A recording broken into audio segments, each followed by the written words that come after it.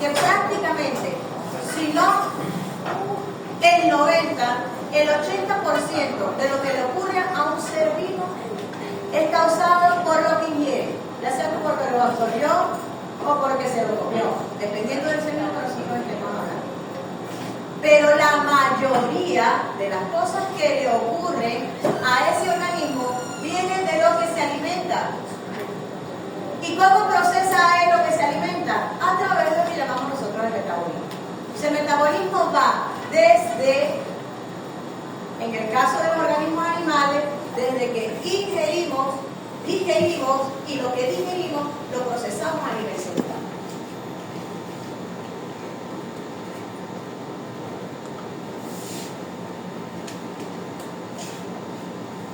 ¿Para qué usted come?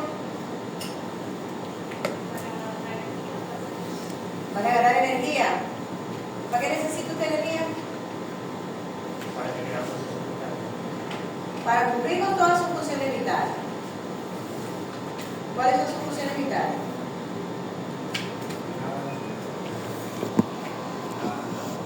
Respirar.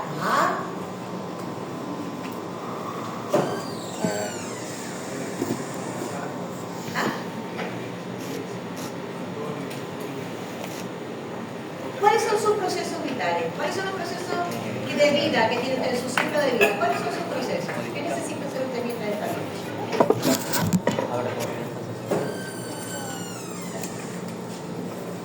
Respirar y comer. Ya de comer hablamos. A ver, Miguel, ¿qué necesita usted? ¿Cuáles son sus procesos vitales? ¿Para qué cabeza usted come? ¿Para tener energía? ¿Para qué necesita energía? Para moverse. ¿Para qué más? Para crecer. Para crecer, mis hijos. Usted no tiene energía, usted come, no crece. Hay una parte que viene por su genética. Su genética le dice más o menos qué tamaño va a tener y qué contextura puede tener. Pero si usted no come, ni va a alcanzar tamaño, ni va a alcanzar la contextura. Y no solamente necesitamos el alimento para tener energía para hacer, sino para hacer, sino que también necesitamos ser. Somos de carne y hueso, no somos solamente espirituales, somos de carne y hueso. Y tenemos que crecer, tenemos que desarrollarnos y además reproducirnos. Buenos días, adelante.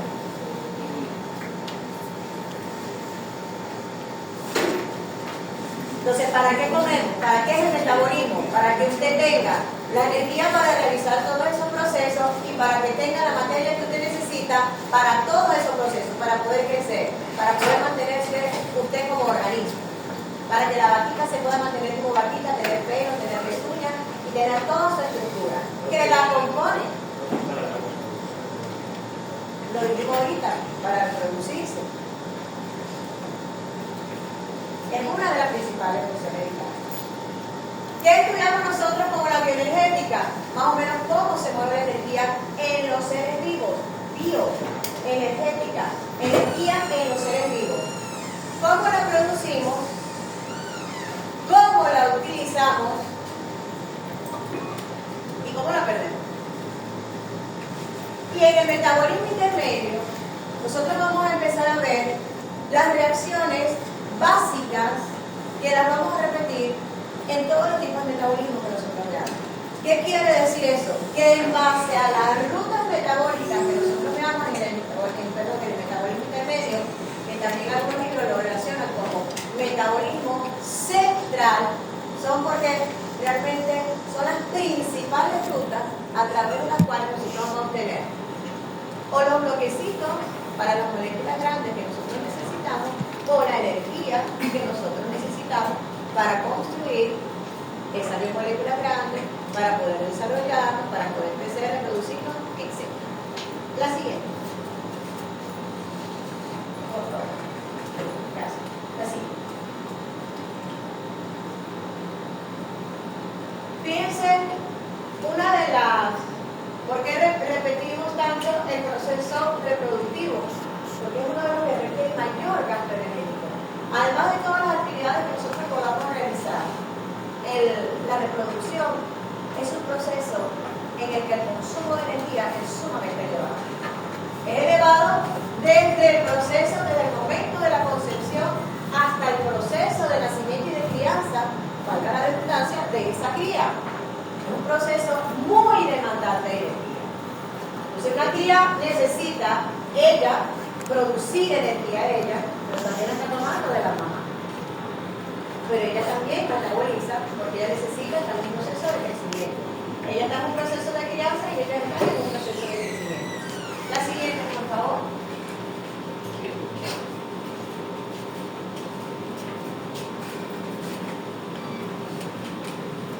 Adelante.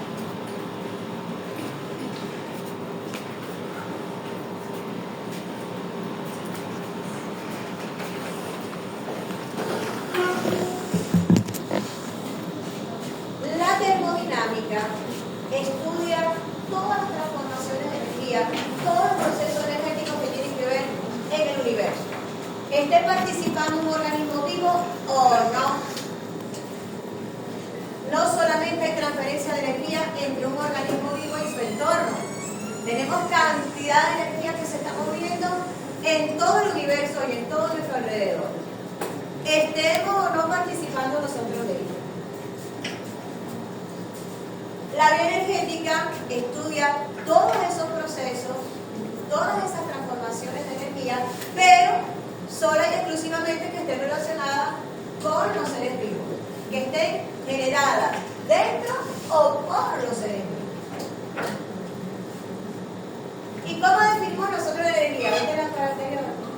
Por favor. ¿Cómo definimos nosotros energía? ¿Qué es la energía? ATP, capacidad de hacer trabajo. La energía, ¿para qué sirve? Todos hablamos de energía. ¿Qué tipo de energía conoces tú? ¿Cuál es tu nombre en sí?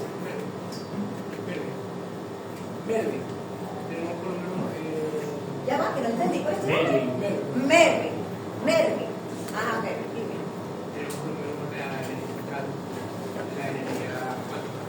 Energía central. ¿Cuál es la energía central? La que uno genera al momento de, por lo menos, tener los tres, tener una energía y por lo menos poder hacer las cosas. No sabía que se llamaba energía central. Lo voy a buscar. Ajá.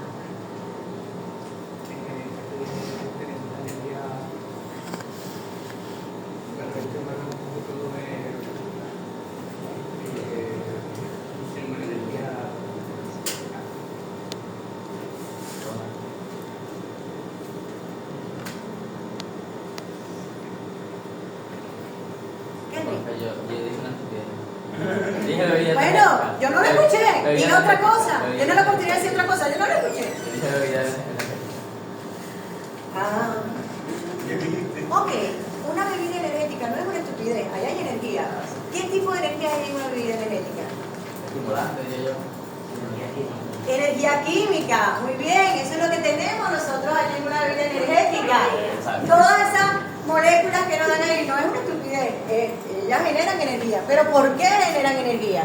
Porque tienen una cantidad de moléculas que son altamente energéticas. No es una estupidez. La energía química es una forma de energía y es la que nosotros utilizamos. Por eso en la latica no nos venden luz. En la latica lo que nos venden son moléculas que nosotros podemos utilizar. Nos venden un rayito de luz y ¿qué tipo? Nada. ¿Qué otro tipo de energía conocemos? Solar, muy bien. Eólica, potencial, muy bien.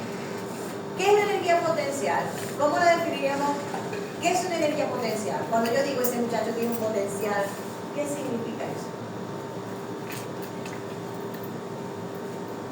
La capacidad de transformar. Perfecto. Es la capacidad de, no lo estoy haciendo, pero tengo la capacidad. Cuando yo hablo de potencial es la capacidad que tengo intrínseca, propia de ese ser, de ese individuo. Ese es el potencial. No está expresándose, pero está allí. Las moléculas tienen una energía potencial. No la están expresando. La glucosa tiene una energía allí.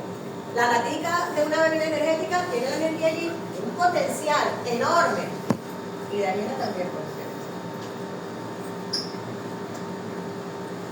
Pero esa energía potencial normalmente la tenemos en forma de moléculas químicas.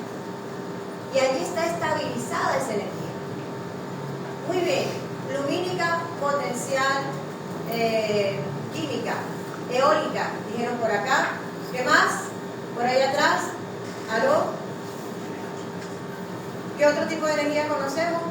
Nuclear. Nuclear. Muy bien, ¿quién lo dijo? Ajá. Me escuché por allá. Me está apoyando el oído. Ajá, ¿qué más? ¿Quién empuja más?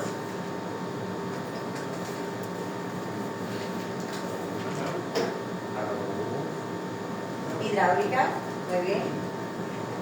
Eólica, hidráulica. Mecánica, muy bien. La energía. Térmica, muy bien, excelente. Fíjense, todo eso que ustedes están mencionando, todos esos tipos de energía, yo las puedo transformar en, cuando nosotros hablamos de una energía hidráulica, hablamos de una energía eólica, prácticamente estoy hablando de una forma de energía potencial. El viento se mueve cuando hablamos de eólico. Dígame. ¿Y la combustión? La combustión genera energía, ¿ok? Es un proceso para generar energía, ¿ok? No lo genera, pero no como tal.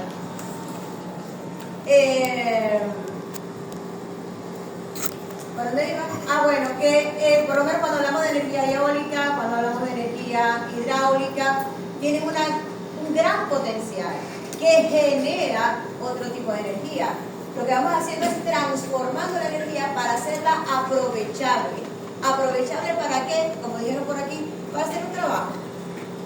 ¿Para qué utilizamos la energía hidráulica? Para el funcionamiento de motores, maquinaria. Ajá. La hidráulica para mover motores, ¿de qué tipo? Normalmente nosotros movemos motores no por energía hidráulica ahorita, ¿ok? La energía hidráulica la generamos para producir electricidad y en los motores generamos electricidad de otra forma, no con la hidráulica, ¿ok?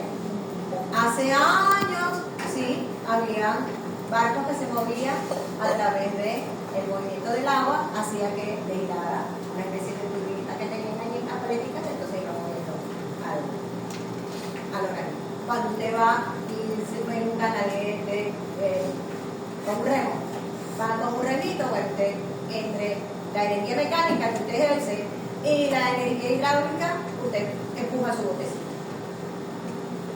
Entonces lo que hacemos constantemente es transformar esa energía para aprovecharla como movimiento, como electricidad y en el caso de nosotros como electricidad también, pero es una electricidad que la vamos a transformar en energía química. ¿Por qué? Porque como dijeron por aquí, el ATP es una molécula que a nosotros nos va a dar mucha energía, pero nosotros utilizamos el movimiento de electrones para poder generar ese ATP.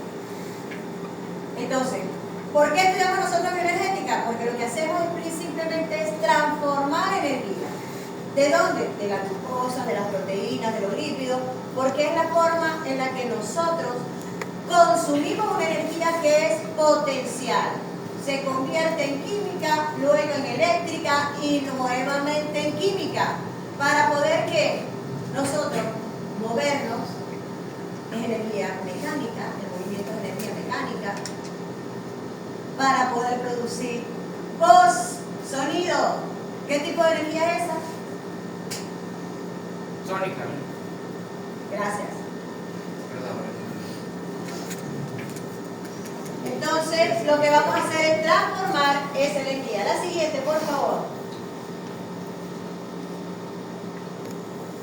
¿Qué relación puedo ver yo aquí entre un bombillito y una planta?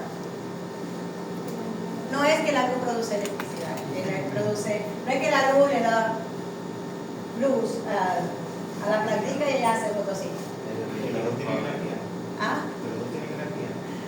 Ok, la planta tiene la capacidad de producir la suficiente energía para poder, a través de su energía química, generar energía eléctrica que me puede servir a mí para poder generar electricidad y energía lumínica en este caso.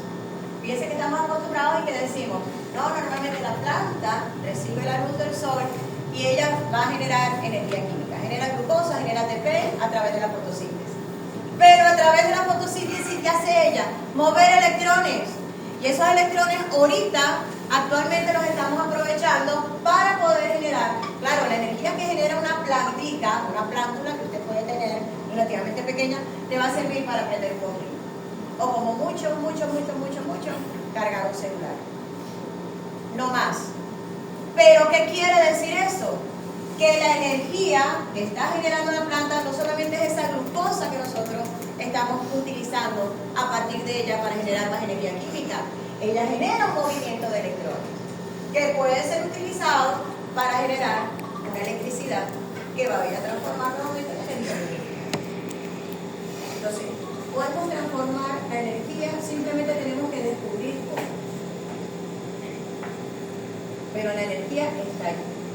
La recibimos del universo. Y lo que hacemos es transformarla. Hacerla disponible para nosotros es transformarla. La siguiente, buenos días.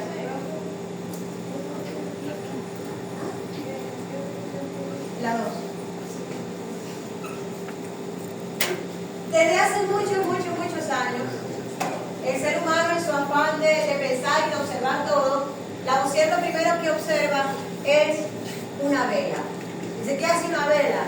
Una vela se consume, es lo primero que él dice. Y él empieza a hablar de la combustión, como esa energía que nosotros estamos acostumbrados a hablar de la combustión, como que algo se quema. En la vela realmente algo se quema, agarra fuego. ¿Por qué? Tengo un elemento combustible que se quema, al cual le imprimo un poquito de energía en forma de calor y eso lo transformo en una llamita. Pero ¿qué está haciendo allí ese aceite con el que está, o la cera de la vela? Es el combustible que estoy utilizando. En la época de Lavoisier eran lamparitas de aceite y lo que se estaba consumiendo era el aceite. Pero él hace una relación muy sencilla y dice, todos los organismos también tenemos una energía, nos movemos, un perro se mueve, un gatito se mueve. ¿Y de dónde toma la energía él? De la comida, es lo que ellos absorben. Entonces, ¿qué dice? Lo que él hace la relación entre la lamparita que utiliza la energía de la cera o del aceite y el animalito que utiliza la energía del alimento. Entonces dice, igual, eso es combustión, la combustión es producción de energía a partir de el proceso que llamamos oxidación de la materia orgánica. En aquel momento él lo llamó combustión, actualmente lo llamamos oxidación, porque simplemente hemos afinado un poquito más el conocimiento. Pero es lo mismo, pero el trasladar la idea, no le funcionaba una neurona, le funcionaba mucho su neurona. Le trasladar la idea de que lo que estaba ocurriendo en esa vela era lo mismo que ocurría en un ser vivo, dio un paso gigante para la investigación y para lo que comenzó a hacer el metabolismo. Porque ¿qué es el metabolismo? Como Carrizo nosotros generamos energía y lo que necesitamos a partir de lo que consumimos. ¿Y qué dijo Lavoisier? Uno de los mecanismos de la combustión. Después fue que dilucidamos cómo Carrizo ocurría esa combustión dentro de nosotros. La siguiente, por favor. Ok, aquí sí hay un título y hay unas imágenes. Yo quisiera que ustedes relacionaran las imágenes con lo que ustedes conocen hasta ahora. Y aquí me pudiera dar una idea de lo que eso refleja, de lo que esa imagen refleja. Piensa, piensa.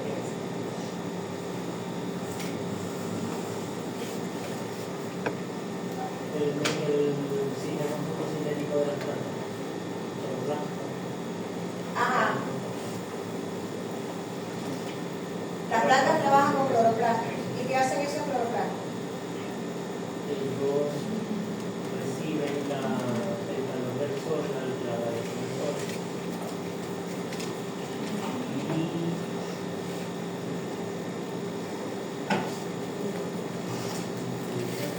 sale del cloroplasto? ¿Qué más? Glucosa y oxígeno. ¿De dónde está obteniendo el cloroplasto la energía?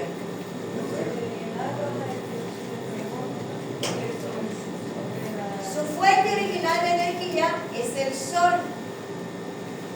Y utilizando el sol, que es energía lumínica, él tiene la capacidad de romper una molécula de agua. Y de la molécula de agua se queda con los electrones. Con los electrones que lleva ¿quién? El hidrógeno, porque es más fácil quedarse con los electrones del hidrógeno que con el del oxígeno. Entonces, ¿qué hace la clorofila?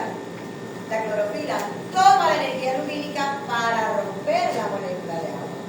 Entonces, ya la clorofila hace una transformación inmediata entre la energía lumínica y energía química. Ella es el canal que transforma esa energía lumínica en energía electrónica. Es una energía química de los electrones, que están en los electrones. Disocia la molécula de agua, eso se llama fotólisis. Y al disociar la molécula de agua, libera el oxígeno, que es el que nosotros nos respiramos, y se queda con los hidrógenos. Lo primero que hace con los hidrógenos es producir ATP, producir energía. Y con esos mismos hidrógenos, luego agarra el CO2 y construye una molécula de glucosa a través del ciclo de Calvin. Entonces, ¿qué está haciendo realmente el cloroplasto? A través de la clorofila, fija la energía del universo. ¿Qué energía nos da a nosotros el universo? Muchos tipos de energía, pero ¿cuál aprovechamos? La solar, la luz. Aprovechamos dos que vienen del sol, la luz y el calor. Por fotosíntesis no aprovechamos el calor, por fotosíntesis aprovechamos la luz. El calor sirve para calentar el planeta y tener una temperatura que ha permitido la vida, el desarrollo de la vida como la conocemos. Entonces, ¿cuál es la importancia de los organismos fotosintéticos que fijan la energía del universo? Son los que tienen la capacidad de fijar la energía del universo. Que nos está ofreciendo el universo en forma de luz. Muy sencilla. Y esa es la energía que aprovechamos los organismos heterotróficos, todos los organismos, incluso los que no tienen mitocondria. Porque es la glucosa la principal fuente de energía para la gran mayoría de los organismos y de todas las especies vivientes en este mundo. ¿Qué hace? ¿Qué hacemos por respiración? Descomponemos la glucosa y liberamos CO2. Agarramos el oxígeno y fíjense lo que hace por fotosíntesis. El CO2 más el hidrógeno del agua hacen la glucosa. ¿Qué vamos a hacer nosotros aquí? Todo lo contrario. La glucosa la vamos a descomponer en dióxido de carbono y en agua. Eso es lo que vamos a hacer. ¿Para qué? Para generar ATP. No es lo que nos interesa a nosotros, generar ATP.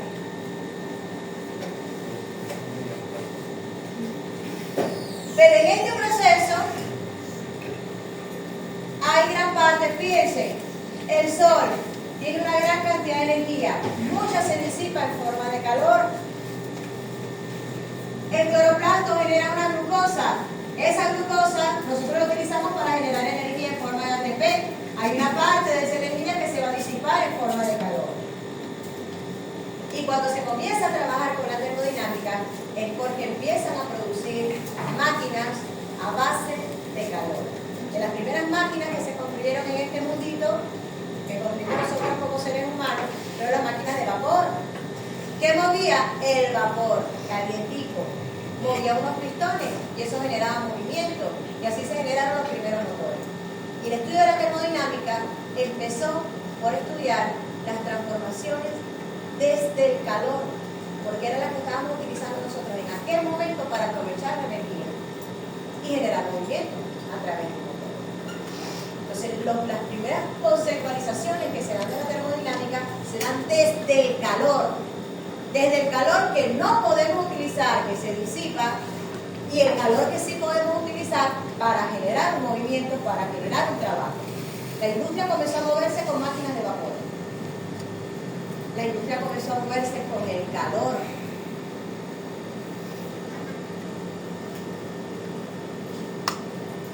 ¿Qué hicimos entonces? Devolvimos el dióxido de carbono y devolvimos el agua al medio, al entorno. ¿Qué hace los fotosintéticos? Toman el agua, el dióxido de carbono y con la energía lumínica establecemos un ciclo. Pero ¿qué ocurre? Porque necesitamos que constantemente el sol nos esté dando energía. Porque si este ciclo fuera perfecto, no necesitáramos más inversión de energía, no necesitáramos más luz. Porque con todo lo que generaron las plantas hasta un momento X era suficiente para mantener el organismo. Y si yo hago el ciclo nuevamente, pero necesito la luz para que el ciclo se cumpla. Y además hay otra parte que yo estoy perdiendo, que no la estoy aprovechando. No toda la energía la pude atrapar en el ATP. Hubo parte de la energía que perdí en forma de calor.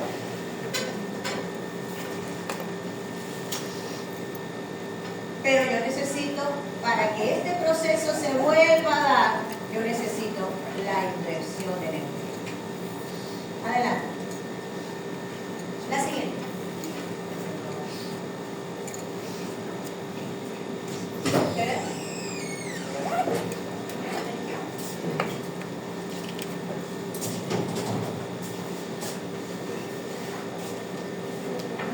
Buenos días. Hay una cantidad de definiciones porque cuando nosotros hablamos de una reacción química, hablamos de un sistema. Cuando hablamos de un organismo vivo, hablamos de un sistema. Existen lo que llamamos nosotros sistemas abiertos y sistemas cerrados. Los sistemas abiertos son los que tienen un intercambio con el entorno de energía y los sistemas cerrados son los que no logran tener ningún intercambio de energía de ningún tipo con su entorno. ¿Existen en la naturaleza? No, lo generamos nosotros en el laboratorio. Aislamos algunos sistemas para poderlos estudiar. Que no haya pérdida de energía, que no haya, porque yo quiero estudiar específicamente algo. Entonces, la única forma en que yo puedo generar un sistema realmente aislado es de forma artificial, porque no existe en la naturaleza. Siempre la energía se está moviendo hacia algún lado. Los sistemas en equilibrio, que es lo que nosotros, a lo que el sistema tiende a tratar de generar un equilibrio, el equilibrio perfecto, no lo hemos logrado alcanzar. Y por eso el universo está en constante expansión. Entonces, una célula, nosotros la podemos considerar como un sistema, porque hay una cantidad de procesos que se dan allí. ¿La célula trabaja independientemente del entorno? No. ¿De dónde obtiene sus nutrientes? Del entorno. ¿De dónde obtiene la energía? La necesita del entorno. ¿Le devuelve algo al entorno? Claro que sí. Todo lo que desecha se lo devuelve al entorno. ¿Un animal es un sistema vivo? Claro que sí, tiene una cantidad de procesos.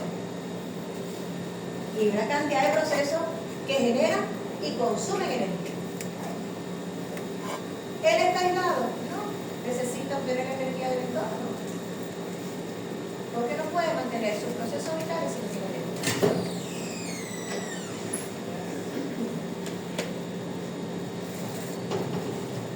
El sistema, los sistemas, ¿logran alcanzar el equilibrio? No, y gracias a Dios que no, porque no se mueve el universo, no se mueve el mundo, no habría transformación. La siguiente. Hay dos leyes de la termodinámica que ustedes conocen. Vuelvo al bachillerato. En algún momento sí debieron ver la ley de la transformación de la energía y esa la conoce todo el mundo. La primera ley de la termodinámica lo que dice es que en un sistema, por eso es importante que ustedes vean un sistema, en un sistema la energía no se puede crear, pero tampoco se puede destruir, sino que se transforma. Todo el mundo, bueno, ojalá y ustedes se hayan hecho la pregunta, porque todo el mundo se hace la pregunta, ¿y de dónde salió la energía que estamos manejando? ¿De dónde salió la energía del sol? ¿De dónde salió la energía del universo? Bueno, el físico físico lo que te dice, bueno, la que hay, ni se destruye, ni la vamos a eliminar. Simplemente está en constante transformación. ¿De dónde salió?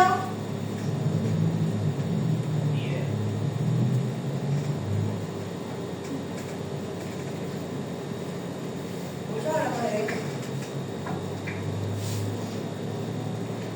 En cualquier cambio físico o químico, la cantidad total de energía en el universo permanece constante.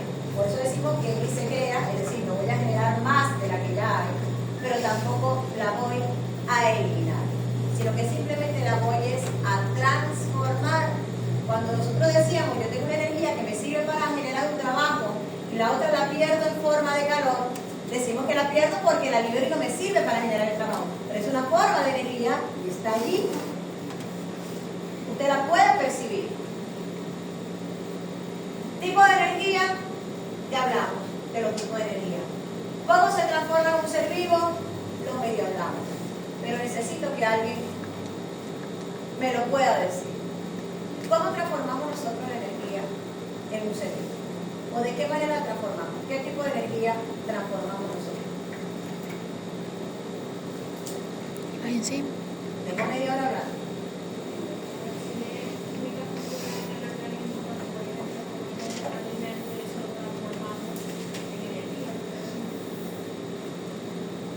Es una manera. ¿De qué otra forma?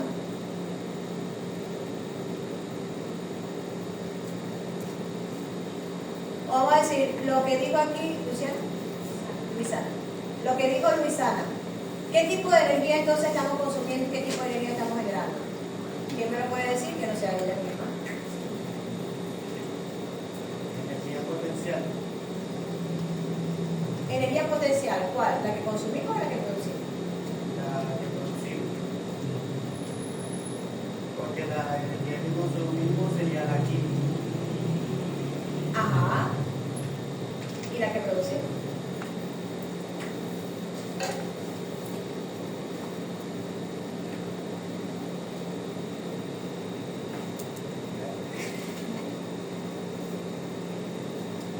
Una no excluye a la otra.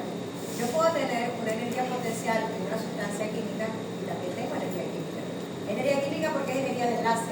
Pero tiene una energía potencial porque esa molécula todavía no la he movido. No ha generado la energía que realmente tiene intrínseca en su enlace, en su hidrógeno, en sus electrones.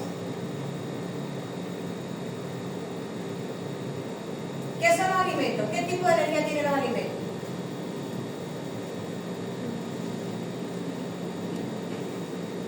Química. ¿Y en qué tipo de energía lo transformamos? ATP.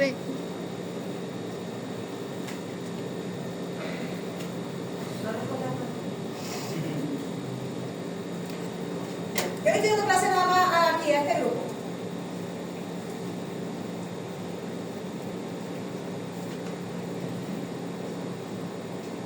¿En qué tipo de energía lo estamos convirtiendo? En ATP. ATP, ese es un tipo de energía química. ¿Qué más?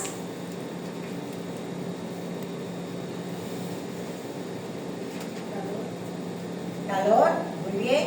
Generamos calor, mantenemos la temperatura de nuestro cuerpo.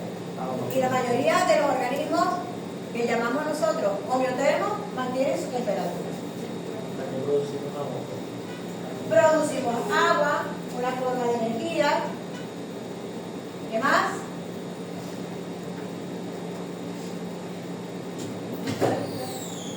¿Ah?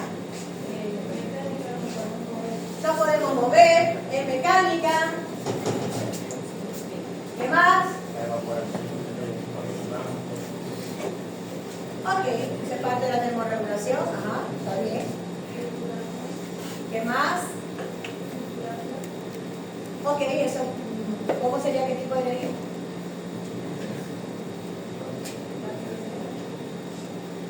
Cuando tú hablas de circulación, ¿de qué me estás hablando? ¿Cuando un organismo circula o que tu sangre circula?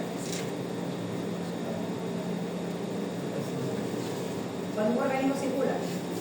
¿Eso es qué tipo de energía es? Mecánica. ¿Ok? Movimiento de energía mecánica. Es un proceso. Por eso las clases La combustión, la glucólisis, es un proceso que me sirve a mí para generar o para transformar algún tipo de energía. ¿Ok? La estática, no la habíamos mencionado, es una energía que nosotros manejamos, pero no la generamos por ingestión de alimentos, sino la generamos por fricción física, ¿verdad? Ajá.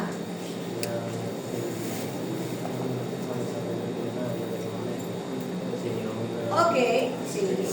En todos los procesos que tienen que ver con nosotros, todos, crecimiento, si generé una célula nueva, si caminé, si bostecé, si mi corazón latió, el latir es energía mecánica.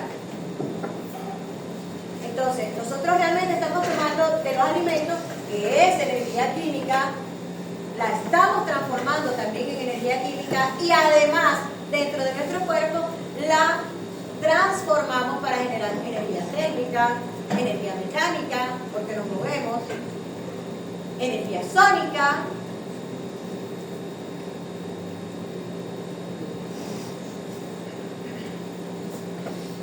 La siguiente, por favor.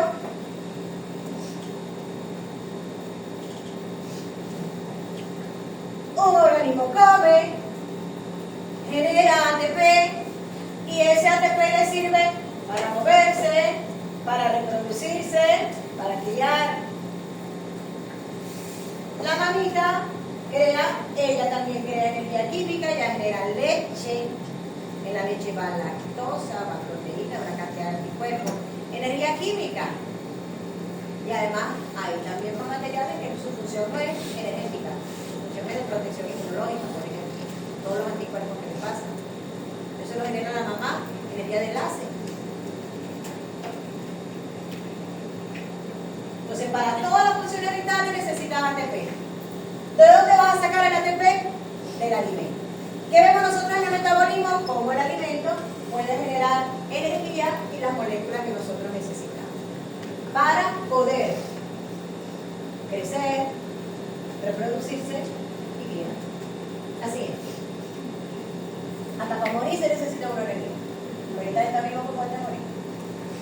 Segunda ley de la termodinámica. La segunda ley de la termodinámica empieza a introducir un tema o unos términos, que es el término de la entropía. La gente dice un término que le tiene miedo porque lo explican como un desorden, pero el desorden realmente no explica lo que es entropía. La entropía es la energía que se disipa, que se expande, que se dispersa. No siempre la puede utilizar. Fíjense que habíamos dicho que inicialmente, cuando hablan de los primeros conceptos de la termodinámica, y se meten con la primera ley y con la segunda ley de la termodinámica, el de la segunda ley de la termodinámica lo que dice es que todos los procesos naturales que se dan de forma espontánea tienden a incrementar la entropía. Que se dan de forma espontánea. Si yo voy a fabricar una franela, la franela no se fabrica solita, la tengo que hacer yo, o la tiene que hacer alguien. Eso no es espontáneo. Espontáneo es lo que ocurre sin la intervención de nadie. Y sin lo que se dio. Y hay elementos que reaccionan de manera espontánea, lo que se consigue reacciona. Cuando reaccionan de forma espontánea, lo que está ocurriendo es una expansión, una disipación de la energía de ese sistema. ¿Cómo lo vemos nosotros? Justamente por la dispersión desde el punto de vista de químico o molecular, lo vemos como dispersión de elementos, de materia y también de energía. Inicialmente, cuando se da la conceptualización de entropía, están trabajando con máquinas de vapor, están trabajando con calor. Y dicen, hay una energía que realmente yo puedo aprovechar para hacer el trabajo. Pero no toda la energía que yo le estoy metiendo a ese sistema, lo estoy aprovechando en el trabajo. Hay energía que se me está perdiendo allí. Entonces, esa energía que se perdía, que se disipaba, ¿en dónde se disipa? La primera transferencia de calor que hay del sistema es hacia el motor. Se calienta el motor. Y luego se libera, y entonces usted lo quiere enfriar con agua, con refrigerante, o dejarlo al aire libre, esa temperatura, ese calor va a fluir desde más calor hacia donde hay menos calor.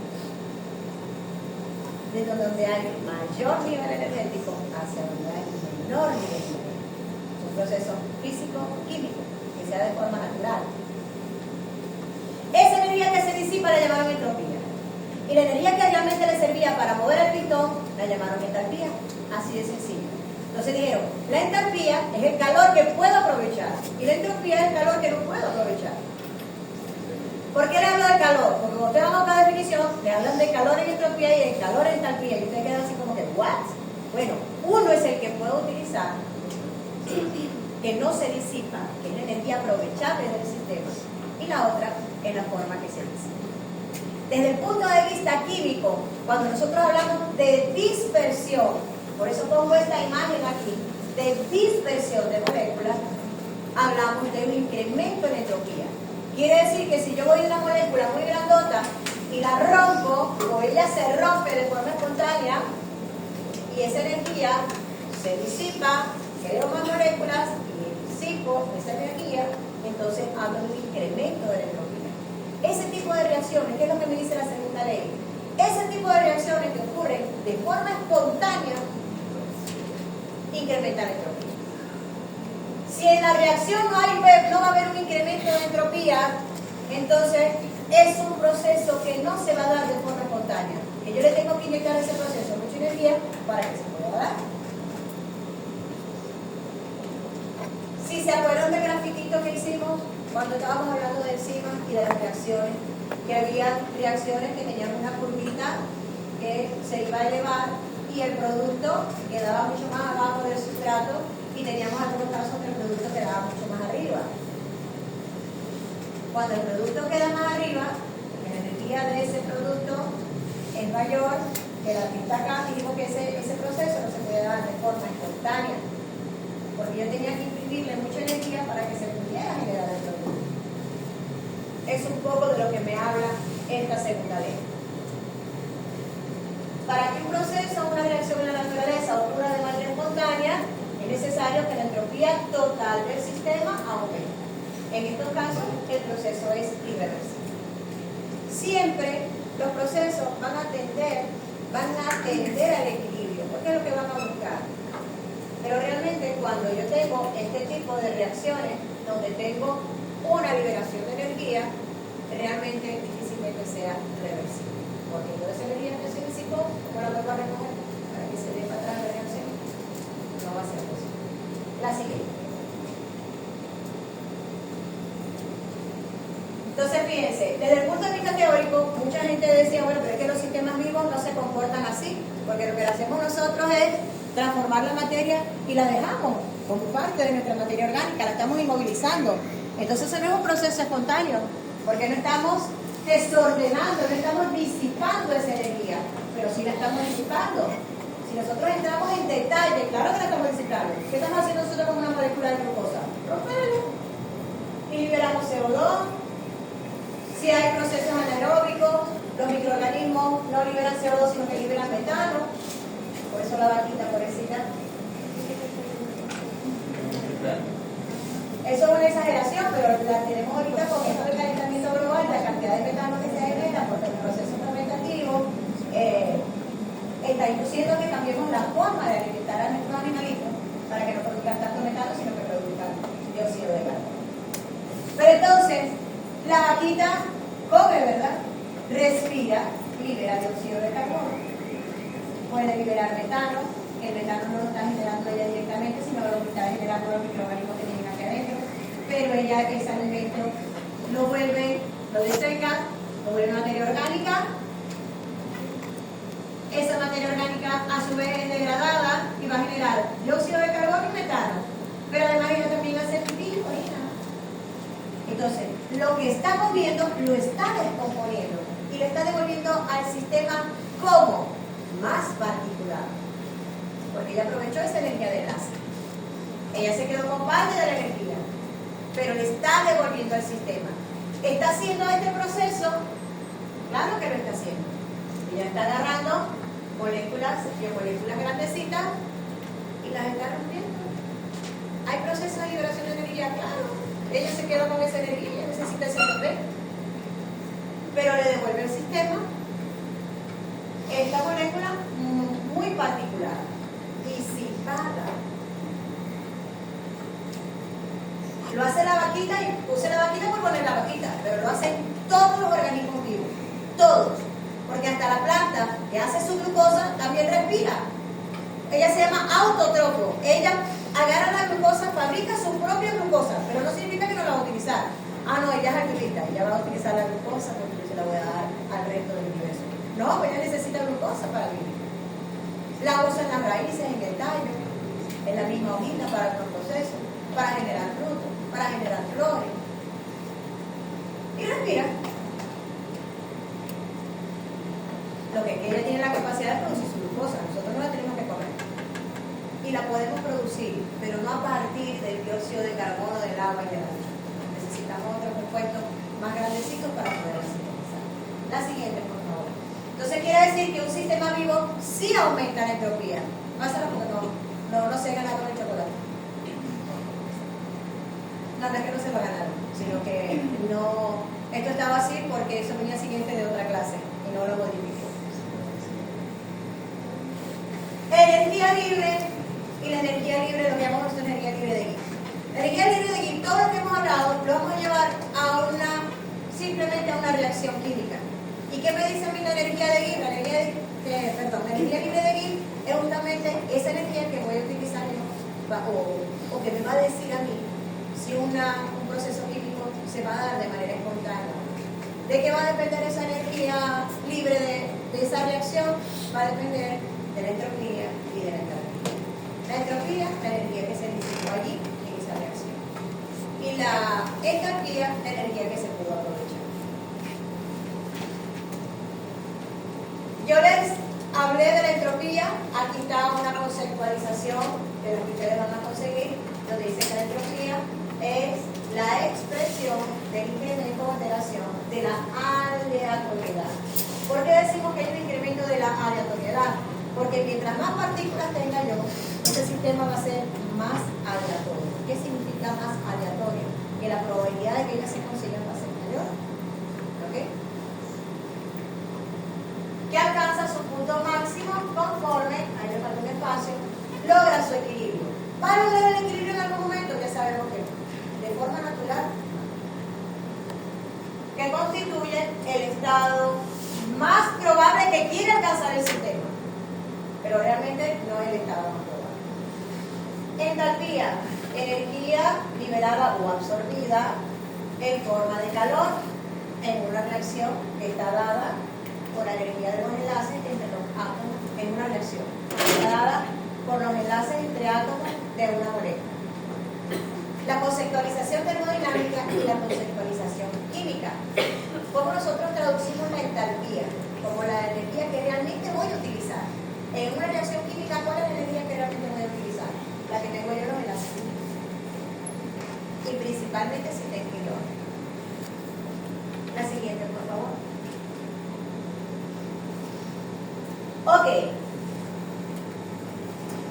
Vamos nosotros a ver qué es una reacción espontánea y qué es una reacción no espontánea. Ya dijimos que para que la reacción se considerara espontánea, tendría que haber un incremento en la entropía. La energía libre de Gibbs, la diferencia, el delta, hablamos de otra diferencia. La variación de la energía libre de una reacción va a depender de la variación de la entropía y de la variación de la entropía con respecto a la temperatura. ¿Por qué la temperatura multiplica a la entropía? Ya he explicado lo que es la entropía. ¿Por qué la temperatura multiplica a la entropía? Excelente. Mientras más calor le meta yo a ese sistema, las moléculas se van a mover más rápido, la aleatoriedad va a incrementar. ¿Ok? Entonces la temperatura siempre va a incrementar el diferencial de la entropía. Si cuando se evalúan las energías, el delta G es negativo, quiere decir que la reacción es espontánea. Y si el delta G es positivo, la reacción no es espontánea. Y si es igual a 0, es que alcanzó el equilibrio. Cuando el diferencial de entalpía y el diferencial de entropía influenciado por la temperatura, esa recta me da 0, entonces el sistema alcanzó el equilibrio. Cuando es negativo, la reacción es espontánea. Y cuando es positivo, es no espontánea. Tarea para la casa. Tarea para la casa. Tarea para la casa, ¿lo viste?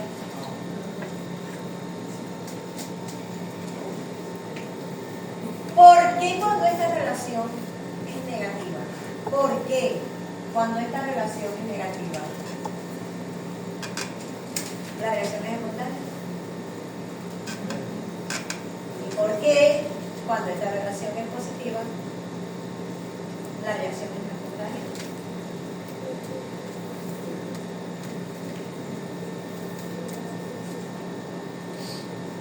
Tienen que ver la relación que hay aquí, cómo se comporta la entalpía y cómo se comporta la entropía.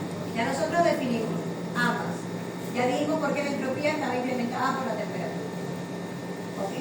Ahora ustedes me van a decir por qué cuando da negativa es espontánea y por qué cuando da positiva es no espontánea. Lo voy a preguntar en la próxima clase. Y lo más seguro es que se le pregunte en el examen. Y lo más seguro es que más de la mitad no lo responde. Así que será de la mitad que lo responde.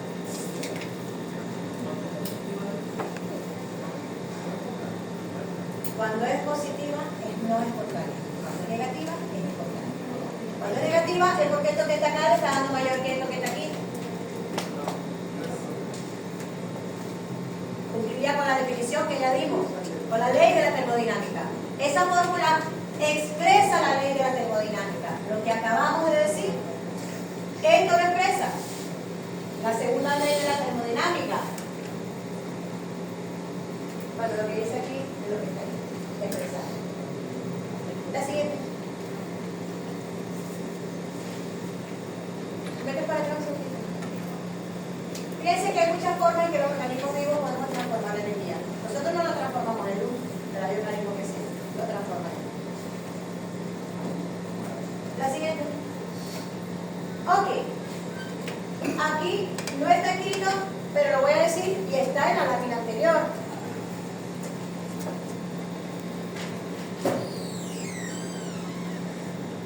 En una reacción,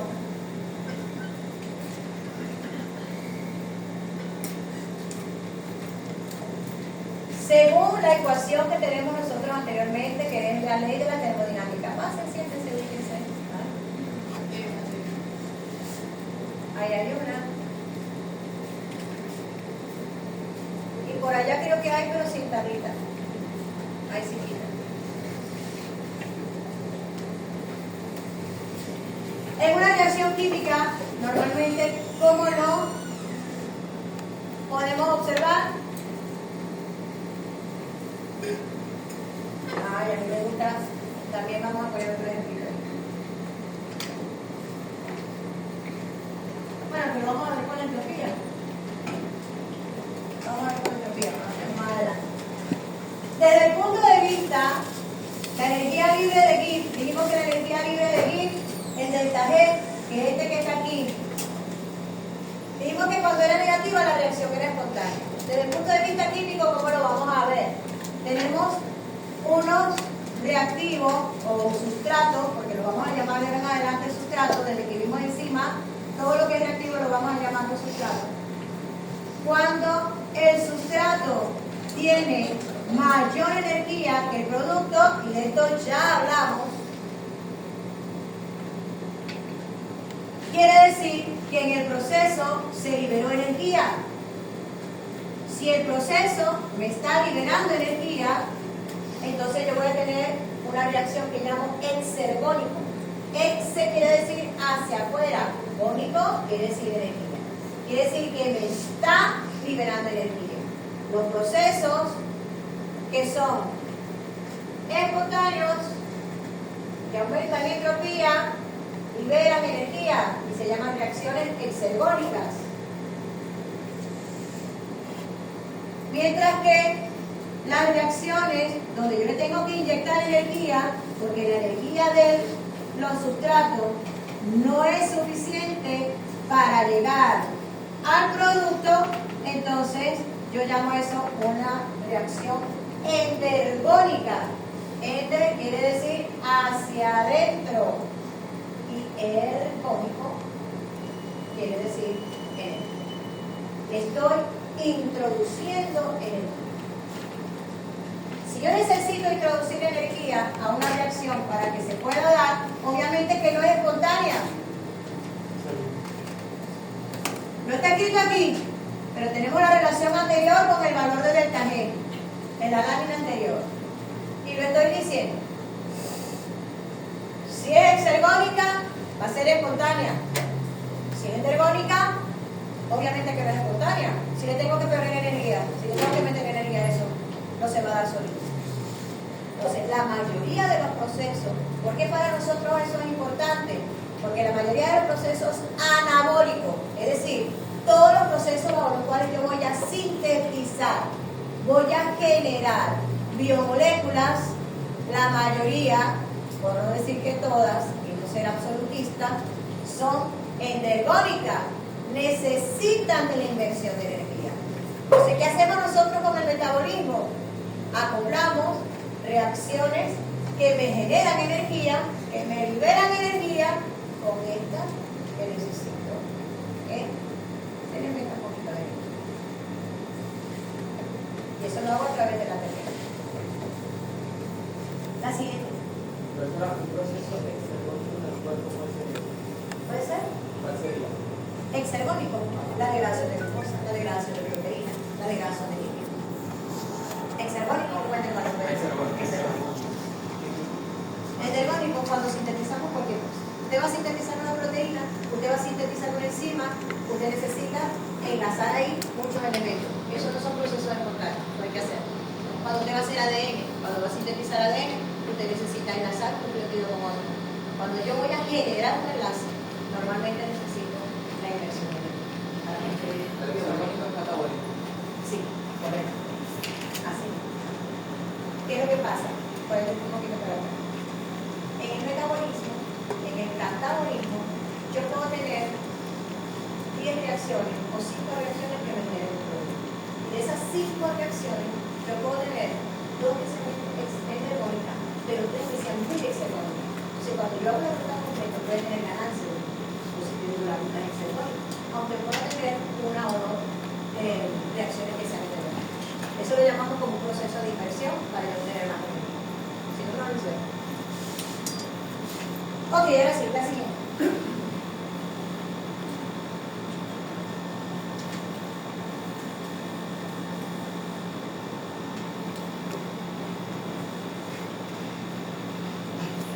Aquí es muy fácil porque simplemente hablamos de temperatura. Y cuando hablamos de temperatura, hablamos de entalpía.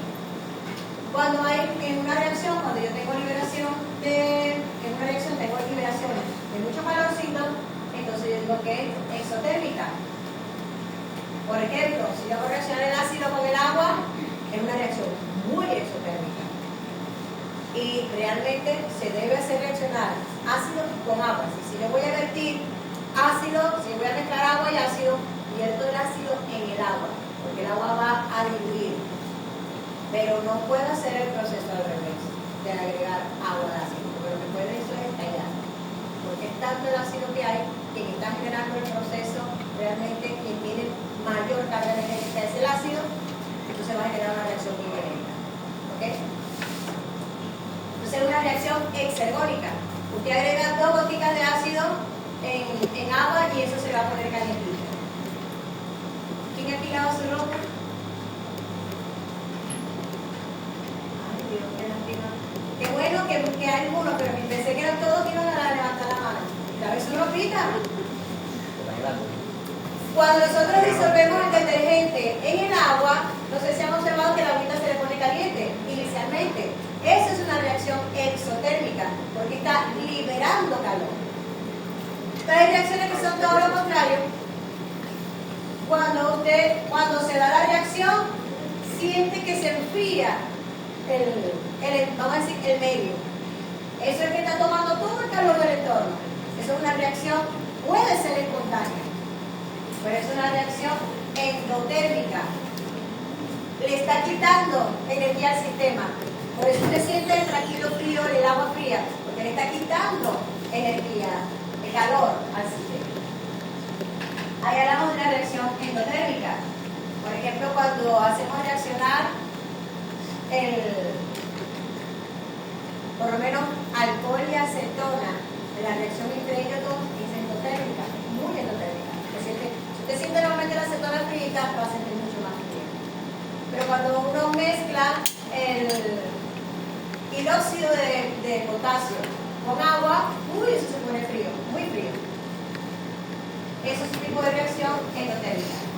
Pero entonces, no es que ella necesite energía para que se dé la reacción, sino que es una reacción que de manera espontánea toma del entorno, toma el calor. Las que no son espontáneas, no lo toman ellas. Hay que ponérselo, hay que dárselo. Ella no tiene la capacidad de quitarse al entorno. ¿Ok? Hay que ponerle el calor, imprimirle el calor para que entonces se dé la reacción. La siguiente, por favor. Y con respecto a la entropía, lo dijimos desde el principio. Si hay un incremento en la entropía, si hay ganancia de la entropía, si hay un incremento en la entropía, la reacción va a ser espontánea. Desde el punto de vista químico, cuando decimos nosotros que hay una ganancia en entropía o que hay un incremento en entropía, lo hemos mencionado antes. Cuando yo de macromoléculas o de moléculas más o menos medianas paso a moléculas mucho más chiquiticas, que estoy incrementando la dispersión química en este caso. Entonces, hablando de esa diferencia de entropía, va a ser positiva, la que voy a obtener en el producto es mayor que la que tengo inicialmente en mi sustrato, y ahí voy a tener entonces ganancia de entropía.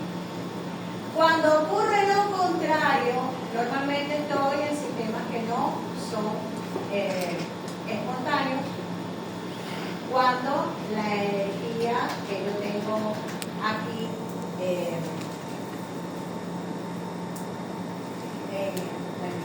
cuando yo tengo unos elementos que están disipados o dispersos con agua en la fotosíntesis, que agarro el CO2, agarro el agua y agarro la lucecita y genero una molécula de glucosa, eso es un proceso donde perdemos entropía. Cuando yo paso de moléculas pequeñitas a moléculas muy grandes, son reacciones de tipo de disminución de la entropía. Cuando yo fabrico una molécula de ADN, estoy disminuyendo la entropía.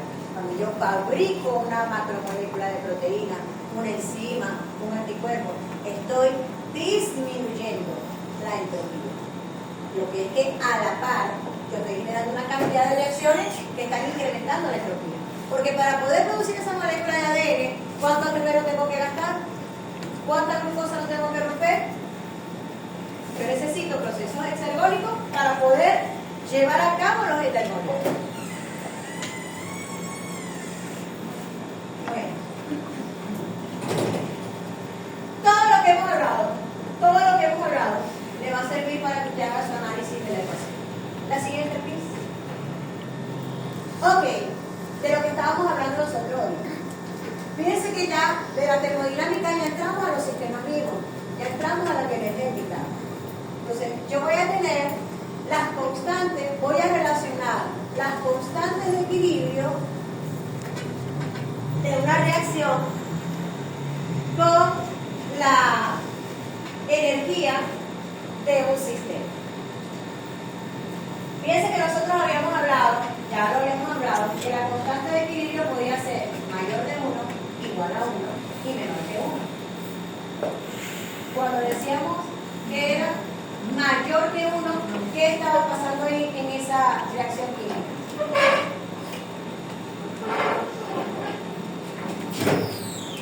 A genera B. Para que esa constante de equilibrio sea mayor que 1, ¿qué tiene que ocurrir?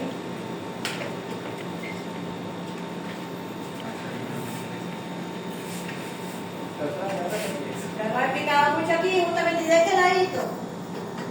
Para que una reacción A que produce B, para que que esta reacción, la constante de equilibrio de esta reacción, me dé mayor que 1, ¿qué tiene que ocurrir?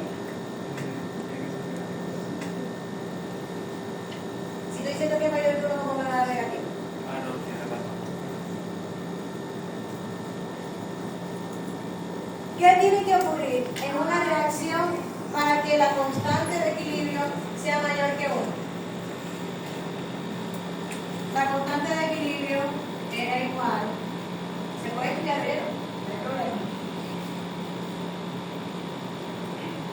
En este caso el producto No sería producto sobre sustrato. ¿Qué ocurre aquí para que esto sea mayor que 1?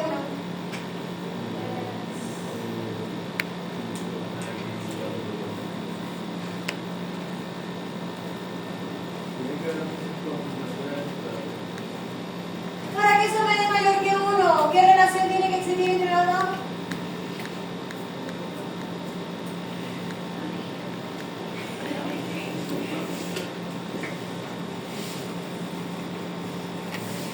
En los segundos que me van a responder para la próxima clase, porque yo lo he dado aquí en clase más de 3 veces. Como así no está funcionando, lo van a buscar.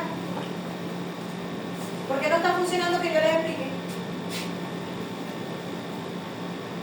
Explico muy enredado. ¿Ah? No, ahorita no puedo hablar y no tirar chiste. Caramba, ¿cómo lo van a ver entonces? Muy difícil.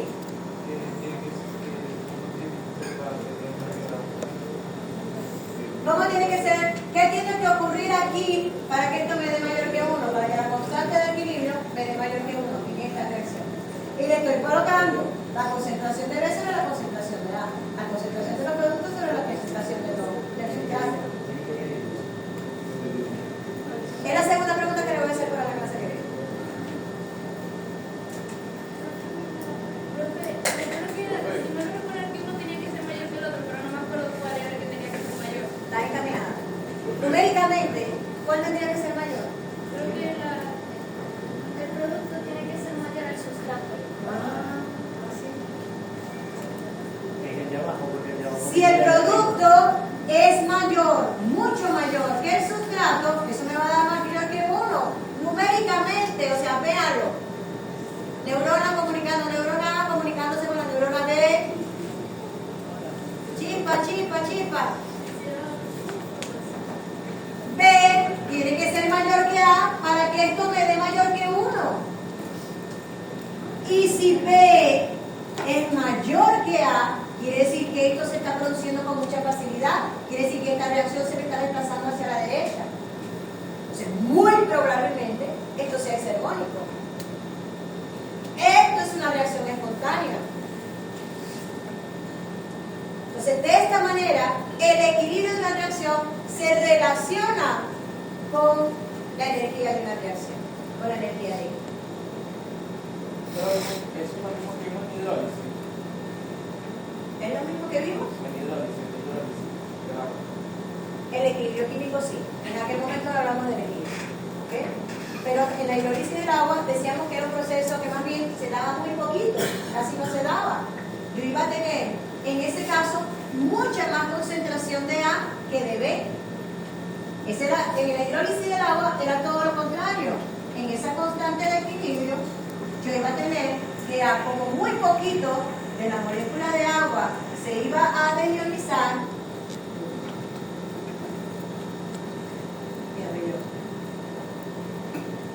Como muy poquito de esto se iba a deionizar, decíamos que aproximadamente de 10 a las 9 moléculas de agua, una me generaba una D. Imagínense si yo pongo 1 sobre 10 a la 9. ¿Cuánto me va a dar eso? Súper chiquitico, 0,000000001. Va a ser mucho menor que 1. Mucho menor que 1. Quiere decir que esto es una reacción que no se da, principalmente no se apriete nada, principalmente está así. Entonces, esta es una una reacción muy poco espontánea. De 10 a las 9 hay una que pasa.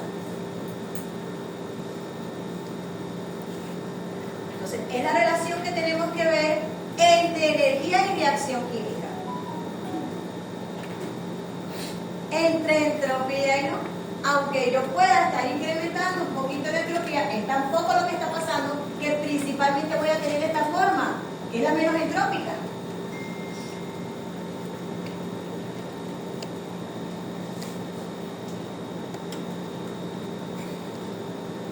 Bueno, eso es lo que más o menos dice. Menor que 1 ocurre en sentido inverso. Esto que está aquí, lo que estamos diciendo acá. ¿Por qué? ¿Cómo lo veo yo químicamente? Casi no tengo del producto. Lo que tengo es ahí puro sustrato. Y a la 9, apenas uno ya. Una relación que me va a dar mucho menor que 1. Entonces, ¿qué quiere decir eso? Que principalmente voy a tener, esta es la forma que va a predominar. Para allá nosotros casi no se va a mover. Muy poco probable. Muy poco probable. Entonces aplicamos la entropía. Muy poco probable. Si es muy poco probable, quiere decir que esto no tiende a ser mayormente entrópico, porque no se va para acá. Hay muy poca probabilidad de que ocurra. Entonces, ¿qué es lo importante que ustedes vayan viendo? Desde como yo vea lo que tengo en sustrato y en reactivo, eso me da idea a mí de cómo es la energía de esa reacción. Si se va a dar espontáneamente o no, si hay incremento de la entropía o no. Entonces, es la manera de relacionar la constante de equilibrio con la energía de la reacción. Estas son las energías de reacción. Acuérdense algo que es importante. Si yo tengo el valor negativo, ¿es espontánea o no es espontánea? Es espontánea. Es espontánea. Estos son valores mayores que 1. Espontánea. Lo que estamos explicando aquí. Estos son valores todos negativos, menores que 1, y aquí todos son positivos. No espontánea. Esta relación la tienen que entender.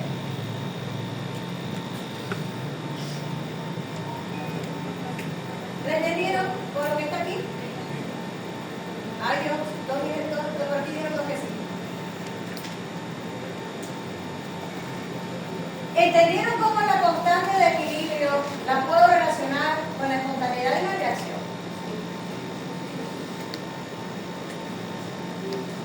Por aquí dijeron que sí. ¿Y por allá atrás?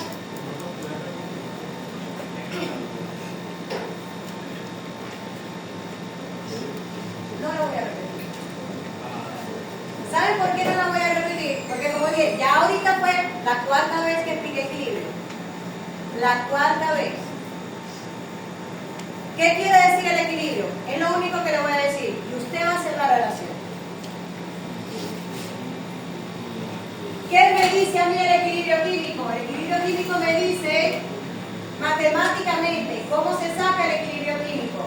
La cantidad de producto que tengo dividido entre la cantidad, la concentración del sustrato que yo tengo. Si la cantidad del producto es mucho mayor o es mayor que la del sustrato, si la cantidad del producto es mayor que la del sustrato, ese valor va a ser mayor que 1. Si yo tengo aquí arriba un valor mayor y aquí abajo un valor menor, eso me va a dar mayor que 1 matemáticamente. ¿Qué quiere decir? Que si yo tengo mucho de esto y poco de esto, ¿qué quiere decir eso? Que la mayoría se está transformando, está pasando para allá. ¿Eso será espontáneo o no? Sí. Mejoramos, pero siguen respondiendo por aquí. Tengo el caso contrario, mencionaron ustedes mismos, la hidrólisis del agua. ¿Qué me dice a mí de la hidrólisis de agua? Que por cada 10 a la 9 moléculas que yo tengo de agua, una se disocia y me forma los iones de hidrógeno y los oxígenos. De 10 a la 9, una. Esa es la relación. ¿Qué quiere decir eso? Si yo lo llevo a la formulita,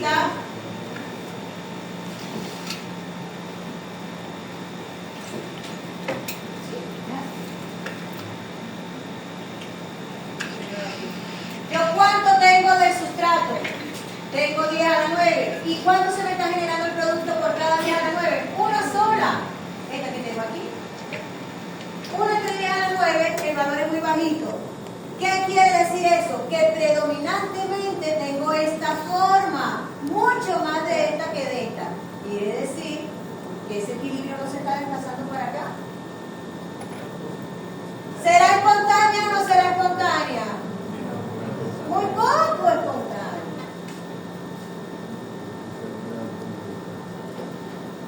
Si yo quiero que más de esto pase para acá, la caliento, así de sencillo, y la disocio. Le tengo que imprimir un poquito de temperatura para que esa disociación ocurra. Pero no mucho, porque entonces lo que hago es que la evaporo. Pero si quiero que se disocie, tiene que tener un poquito de calor antes de llegar a los 5 grados centígrados.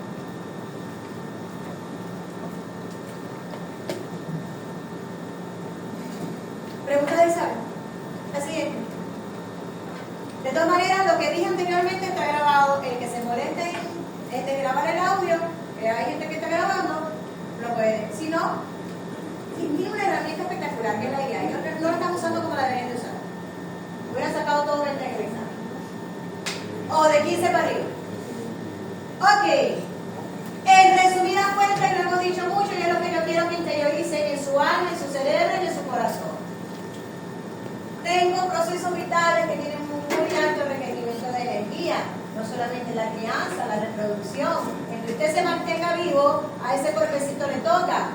El que una vaquita se mantenga viva, le cuesta ese. Y si usted no la alimenta bien, se enferma. Porque no está funcionando bien, no puede cumplir con todas sus funciones vitales.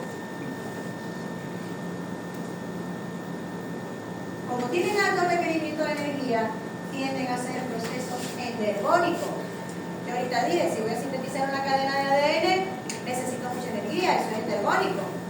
Si necesito generar proteínas, porque para vivir necesito cualquier cantidad de proteínas, eso es endergónico. Para generar el enlace peptídico necesito energía. Hay gasto de ATP. Esos son procesos endergónicos. ¿Cómo los mantengo? ¿Cómo los hago? Tengo que generar energía. Entonces, a través de los procesos exergónicos, que como muy bien lo dijo Miguel, son los catabólicos, yo voy a garantizar la disposición de energía para poder acoplar con mis reacciones endergónicas. En ese proceso exergónico, obviamente, que yo voy a necesitar generar y almacenar mi energía en una molécula energética que es mi famoso ATP, pero además tengo unos elementos que son estos señores que están aquí que me sirven a mí también para sintetizar moléculas y que también llevan energía, aunque la llevan en forma química, la llevan en forma de hidrógeno, en forma orgánica. Estas dos cositas, el ATP y este NADPH, los voy a utilizar yo en mis procesos endergónicos. ¿Y dónde los voy a generar? En mis procesos exergónicos. Catabolismo para poder generar mi anabolismo. Pensemos, hablamos mucho del ATP. El ATP para acá, el ATP para allá. Hemos dicho que esa es la molécula energética, la que utilizamos para acoplar.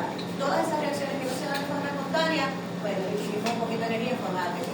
Nosotros no, en las reacciones químicas, nosotros no le introducimos calor, porque nosotros podemos generar una forma de calor limitada. Lo que hacemos es introducir energía química en forma de ATP. Pero el ATP no es la única molécula energética que nosotros podemos utilizar. Existen otras moléculas fosforiladas que podemos nosotros utilizar. La vamos a ver un poquito más adelante. El ATP y en el metabolismo se generan, como por ejemplo el fosforopiruvato, que es una molécula muy energética. Entonces, el ATP no es la única molécula energética. Esto que llamamos nosotros aquí fosfatágenos son moléculas que tienen asociado el grupo fosfato, porque el grupo fosfato es muy energético. ¿Por qué es tan energético el grupo fosfato? Pues nada más y nada menos que tiene 4 oxígenos. Entre 3 y 4 oxígenos depende de la forma que se cocina. Es muy electronegativo y eso induce reacciones muy rápidamente. Genera energía. Es una molécula muy energética. Entonces, cada vez que yo se la enchufo a cualquier molécula, la despierto, la cargo de energía. Para la próxima clase va a ser una hora que diga ATP. Ya la voy a tirar. Ok, la siguiente.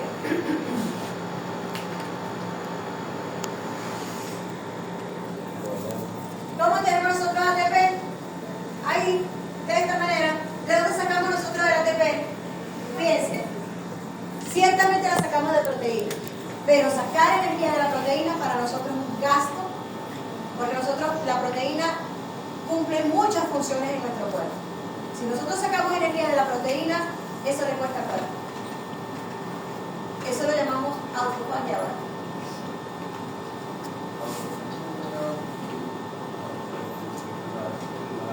Autofagia es autodestrucción. Usted tiene que comerse sus proteínas para poder generar energía si no tiene suficiente carbohidratos.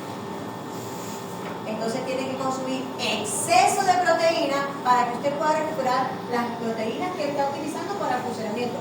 Porque la proteína se usa para el funcionamiento. Todas las enzimas son proteínas. Los anticuerpos, inmunoglobulina, todas esas proteínas. Los transportadores, proteínas. Colágeno, queratina, proteínas. La vamos a utilizar entonces para generar energía. O con azúcar, pero no en exceso. La principal forma de obtener energía es la glucosa. ¿Por qué? Primero es la forma más rápida. Es rápido, sí. Tenemos que la molécula de glucosa rapidito. Cambio la proteína, yo quito el grupo amino y después meterla ya en el ciclo de Krebs para que nos produzca energía. Aquí yo ya a la glucosa la agarro y genero ATP de una vez. Genero 2 moléculas de ATP directico y genero también de forma indirecta. Cuando usamos los ácidos grasos y cuando usamos la proteína, no la tengo tan directa. No genero ATP de manera directa. Genero un intermediario que se va a la cadena transportadora de electrones y ella me va a generar energía. Pero aquí, a partir de la glucosa, genero 2 de una.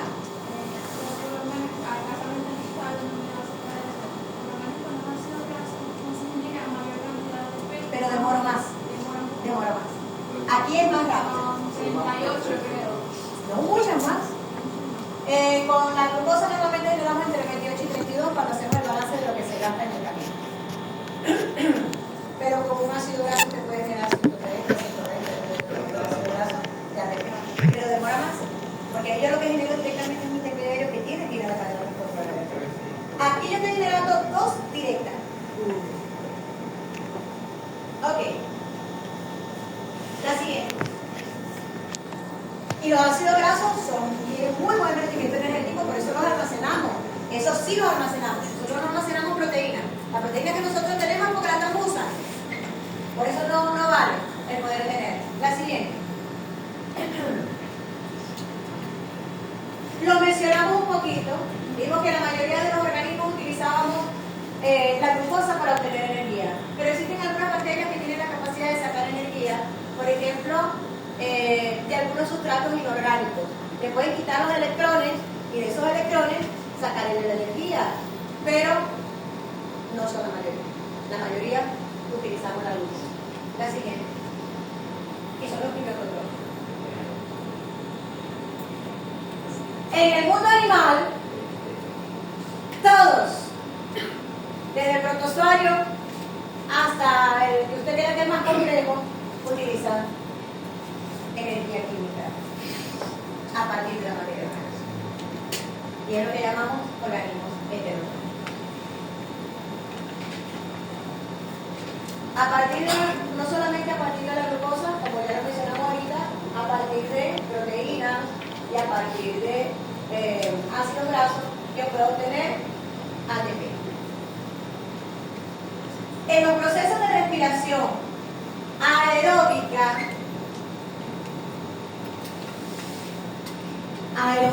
en presencia de oxígeno, generamos dióxido de carbono y agua. Y en ese interín generamos ATP.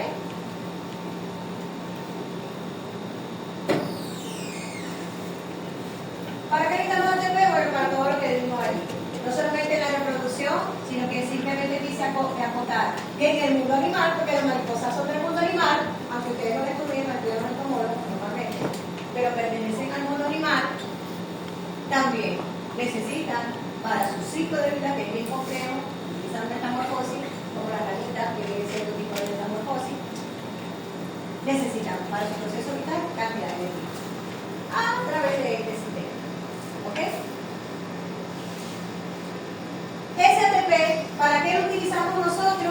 Ese ATP lo utilizamos nosotros para esas reacciones que dijimos que necesitaban energía, que eran todas las reacciones metabólicas. ¿Qué ocurre?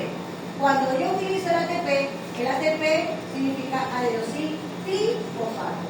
Normalmente agarro un glucofosfato, que es el que le voy a inyectar a la reacción termónica, que luego lo puedo liberar. Pero en ese interín, en que encima le pasa el glucofosfato, lo utiliza y después lo libera, lo utilizó para generar la reacción y después lo libera. ¿Qué ocurre? Yo voy a disociar este ATP. Agarro un glucofosfato, se lo pongo a la molécula que necesite dárselo para energizarla y luego la enzima igualito liberó ese glucofosfato. Porque se le puso el como para darte energía y después ya lo libera. Entonces, cuando pierde un fosfato, se convierte en ADP, adenosín bifosfato. Este es di y este que está aquí es tri. Se desprende de uno, que es el que voy a utilizar para enganchar y energizar. Y luego lo libero, luego que generé mi reacción, lo vuelvo a liberar. Lo vuelvo a liberar al medio, al entorno, como fósforo inorgánico.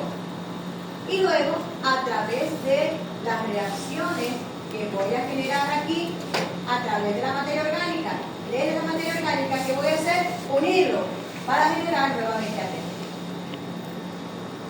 ¿Entendimos eso? Sí.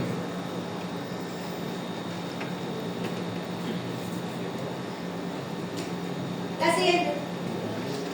¿Qué hora es? 9:41. Ok. Explicamos esto y se pueden ir a desayunar. Pero, ¿cuál es lo que viene ahora? ¿Y después? Ok, vamos a ver. Después de esto van a desayunar. Pero mido el tiempo, arranco en 15 minutos. Ok, es lo que vimos ahorita. Esta es nuestra molécula de ATP. Aquí tenemos distintas representaciones de nuestra molécula de ATP. Tiene una base nitrogenada, que es la adenina. Tiene una molécula, un azúcar, que es la ribosa, que es esta que está aquí. Y tiene 3 glucofosfatos. ¿Quién es el glucofosfato? Estos son glucofosfatos. Y el que era un fósforo que tenía alrededor muchos oxígenos. Obviamente, si tengo este unido aquí lo que voy a tener que está unido a esto que está aquí, que es la ribosa. Ese es el ATP. ¿Cuál es la parte energética del ATP? Estas 3 bolitas que tiene aquí, los 3 glucofosfatos. Entonces, ¿qué hace el ATP? Yo tengo, como dije ahorita, mi adenina con la ribosa. La adenina con la ribosa forma lo que llamamos nosotros una adenosina. Esa adenosina con un glucofosfato es adenina monofosfato o adenosina monofosfato. Mono es uno. Con 2 glucofosfatos, este es un glucofosfato y este otro glucofosfato. Cuando tiene 2 fosfatos es adenosín bifosfato. Y cuando tiene 3 es adenosín trifosfato. ¿Qué va a ceder cuando participe en las reacciones? Puede ceder uno, es muy energético, el más interno es más energético. Puede ceder este, incluso puede ceder este. Pero normalmente las reacciones que utilizamos, porque son energéticamente más favorables, son la liberación de uno y de dos. Lo que hacemos es manejarlo para restituir posteriormente y moléculas de ATP. Y además es sumamente importante en los procesos de señalización celular, pero eso no lo vamos a ver nosotros hoy. Hablamos de procesos vitales, de reproducción, hablamos de movimiento, circulación. Aquí tienen otro ejemplo de las cosas para las cuales necesitamos nosotros ATP, pero son muchísimas más. Las podemos resumir como que todas las reacciones energéticas en nuestro cuerpo, es decir, las que no se dan de forma espontánea, necesitan de ATP. La transmisión del impulso nervioso, eso requiere de transporte activo. El proceso de división celular, vamos a que tiene que sintetizar cualquier cantidad de proteínas y ADN, todo el ADN lo tiene que duplicar, ¿Cuánta energía nos gasta allí? Transporte de sustancias a través de la membrana, el impulso nervioso es uno de los ejemplos de ese transporte de membrana que es sumamente importante. Hay una que se da por difusión simple, es un transporte pasivo inmediato de energía. Pero muchos transportes los tenemos que hacer en contra de un gradiente de concentración y hay gasto de energía. Se utiliza ATP. Ustedes van a ver en fisiología animal las bombas de iones. ¿Qué son bombas de iones? Son complejos de proteínas que bombean, por eso se llaman bombas. Lo que hace una bomba es, una bomba de agua, lo que hace es bombear agua, pasar el agua de un lugar a otro. ¿Qué hace una bomba de iones? Pasar el ion de un lugar a otro. Pero cuando eso va en contra de las concentraciones, es decir, yo voy a pasar de menor concentración a mayor concentración, que no es el proceso natural. El proceso natural que tiene el equilibrio es todo lo contrario. Cuando voy en contra de la naturaleza, gasto ATP. Ustedes van a ver bombas de ATP por acá. En la contracción muscular, creo que está de más decir. En la secreción hormonal, primero que tiene que fabricar hormonas, para fabricar hormonas gasta energía y para secretarlo o segregar. No te va a decir secretar porque la segregación a veces es cuando vamos a separarse. Ok.